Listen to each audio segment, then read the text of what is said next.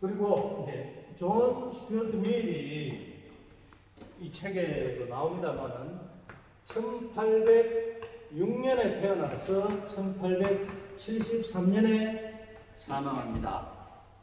그리고 이 책을 썼는 연도는 1859년 이때입니다. 왜 이걸 적는가 하면은 이 사람만이 아니라 이 사람의 작품을 이해를 하려면은 우리는 두 가지를 생각을 할 수가 있습니다. 이게 조금 전문 용어이기 때문에 여러분들이 뭐 이 말을 듣고 이거는 전혀 기억을 못해도 전혀 상관이 없습니다. 근데 제대로 작품을 이해하기 위해서는 두 가지 방식, 전문 용어를 써서 한번 이야기해 보겠습니다. 문법적 이해, 철학에서 쓰는 용어인데요. 그 다음에 심리적 이해, 이런 용어가 있습니다. 이게 무슨 말인가 하면은 문법은 생각을 해보세요. 모든 시대에 공통적으로 모든 사람에게 통용되는 그런 이해의 바탕을 이야기합니다. 일종의 규칙이라고 할 수 있죠. 심리적인 것은 개개인이 심리, 마음이 다 다르다는 것. 개인적인 차원에서 이해할 수 있는 것하고 보편적인 차원에서 이해할 수 있는 것, 그걸 바탕으로 하는 게 굉장히 좋다는 이야기입니다. 이게 철학에서는 사실은 해석학이라는 학문이 있습니다. 수학에는 해석학이라는 게 있지만 철학하고 좀 다른 이야기인데요.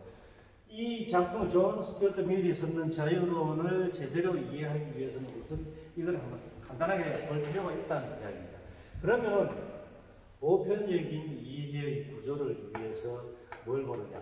1806년에 태어나서 1873년에 사망한 이 존 스튜어트 밀이 살았던 그 시대적인 상황, 특히 영국 사람이잖아요. 이 영국의 시대적인 상황이 어떠했는가를 간단하게 볼 필요가 있다는 이야기죠. 자, 여기서 크게 우리는 생각을 해볼 수 있는 것이, 여러분들이 아마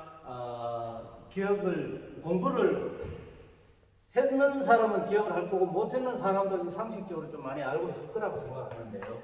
영국 사회가 산업혁명을 거치면서 굉장히 발전하고 있던 그런 사회. 그리고 또 다른 하나는 영국의 대외적으로 대영 제국이 건설되면서 엄청나게 전 세계로 확장해 나가는 그런 시대였습니다.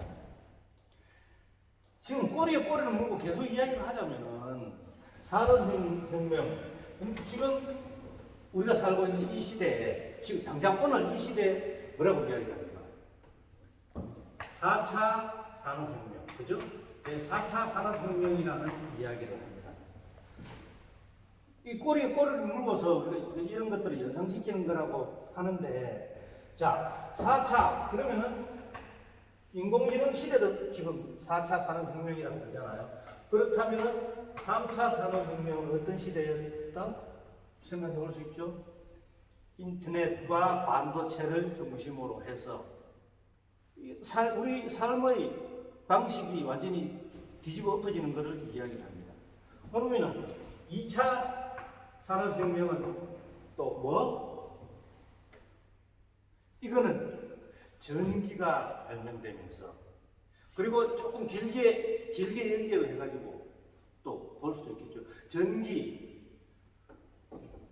전기 이전에 1차 산업혁명은 전기관. 이렇게 후배를 하기도 합니다. 근데 어떤 사람은 엘빈 토플러라는 사람, 엘빈 토플러 당시에 이제 미래학자라고 이야기했는데, 그 사람이 쓰는 책 가운데서 제3의 물결이라고 유명한 책이 있습니다. 거기서는 지금 칠판 적진 않겠는데, 제1의 물결, 2의 물결, 3의 물결 이렇게 했는데, 제1의 물결은 우리 맨 처음에 원시인들이 어떻게 살았습니까? 한 곳에 정착해서 살았는 게 아니라 먹을 것을 찾아서, 먹을 것은 채취, 즉 열매를 따서 먹고, 열매가 맺히는 곳에 다니면서 따서 먹고, 또 동물이 이동하는 것에 따라서 옮겨 다니면서 사냥을 합니다. 이렇게 옮겨 다니면서 생활하는 거죠. 그러다가 이제 열매를 따서 먹고 하는 게 아니라 이거 심어가지고 수확하는 것을, 그러니까 이제 그 상황입니다. 심어가지고 수확할 줄을 알았는 거죠. 농경사회가 이제 조금씩 시작하게 된 거. 그래서 농경사회를 위해서 동물을 사육을 하기 시작했죠. 가축을, 그냥 동물이 아니라 이제는 가축이 되는 거죠. 정착 생활을 하게 돼요. 그게 제1의 물결, 그러니까 이동 생활을 하다가 수렵과 채취 등등을 하면서 이동 생활을 하다가 정착을 하게 된 농경사회, 그게 제1의 물결이라고 한다면 제2의 물결은 여기서 이야기하는 것처럼 특히 이제 1차 산업, 농경사회에서 이제는 경공업, 가내 수공업, 가내공업 중심하다가 전기기관 이런 것들이 발달하면서 대규모 대량 생산이 가능해지고, 그리고 이제 먹는 것이 아니라 1차 산업하고 연결지어서 생각을 하면은 양을 잡아서 먹는 게 아니라 양이 입고 있는, 사실 입고 있는 게 아니죠. 양 가죽을 벗겨서 양털을 가지고 우리가 입는 옷을, 그전에는 가죽을 벗겨서 그냥 바로 입었다고 한다면, 물론 그건 아주 옛날 이야기지만은 털을 가공을 해가지고 그런 식으로 전기기관의 힘으로 농업사회에서 산업사회로, 공업사회로 경공업 중심이긴 하지만은 넘어오게 돼서 제2의 물결이라고 했습니다. 그런 공업에서 이제는, 그러니까 2차 산업 중심이었다고 한다면은 3차 산업 중심인 사회로 넘어오는, 그게 여기 지금 3차 산업혁명하고 연결되는 거예요. 바로 그런 식으로 그걸 가지고 엘빈 토플은 그 당시에 제3의 물결까지 이야기를 했거든요.